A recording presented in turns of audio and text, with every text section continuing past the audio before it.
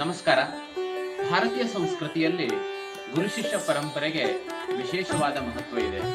ಭಾರತದಲ್ಲಿ ಧರ್ಮ ಮತ್ತು ರಾಷ್ಟ್ರವು ಸಂಕಟದಲ್ಲಿದ್ದಾಗ ಧರ್ಮ ರಕ್ಷಣೆಯ ಮಹಾನ್ ಕಾರ್ಯವನ್ನ ಗುರು ಶಿಷ್ಯ ಪರಂಪರೆ ಮಾಡಿದೆ.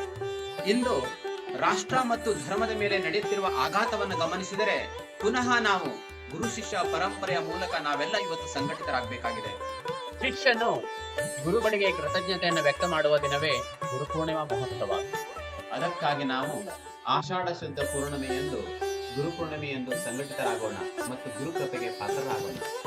ಗುರುಗಳು ಶಿಷ್ಯರಿಗೆ ಆತ್ಮಾನಂದದ ಅನುಭೂತಿಯನ್ನು ನೀಡಿ ಅವರಿಗೆ ಪರಮಾನಂದ ನೀಡುವ ದಿನವೇ ಗುರುಪೂರ್ಣಿಮಾ ಮಹೋತ್ಸವವಾಗಿದೆ. ಧರ್ಮ ಯೋಧರು ಗುರುಗಳ ಮಾರ್ಗದರ್ಶನದಲ್ಲಿ ಧರ್ಮ ರಕ್ಷಣೆಗಾಗಿ ಸಂಕಲ್ಪ ಮಾಡುವ ದಿನವೇ ಗುರುಪೂರ್ಣಿಮಾ ಮಹೋತ್ಸವ. ಭಕ್ತರು ಗುರುಗಳ ಮಾರ್ಗದರ್ಶನದಲ್ಲಿ ಆಧ್ಯಾತ್ಮಿಕ ಸಾಧನೆಯನ್ನು ಮಾಡುವ ಮತ್ತು ಧರ್ಮ ರಕ್ಷಣೆಗಾಗಿ ಭಕ್ತರು ಗುರುಗಳ ಆಜ್ಞಾಪಾಲನೆ ಮಾಡುವ ದಿನವೇ ಗುರುಪೂರ್ಣಿಮಾ ಮಹೋತ್ಸವ.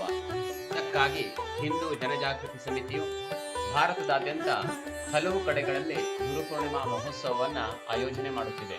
ಹಿಂದೂ ಜನಜಾಗೃತಿ ಸಮಿತಿಯು ರಾಜ್ಯವ್ಯಾಪಿ ಆಯೋಜಿಸುತ್ತಿರುವ ಗುರುಪೂರ್ಣಿಮಾ ಮಹೋತ್ಸವದಲ್ಲಿ ತಾವೆಲ್ಲರೂ ಕುಟುಂಬ ಸಮೇತರಾಗಿ ಭಾಗವಹಿಸಿ ಮತ್ತು ಗುರುಕೃಪೆಗೆ ಪಾತ್ರರಾಗಿರಿ.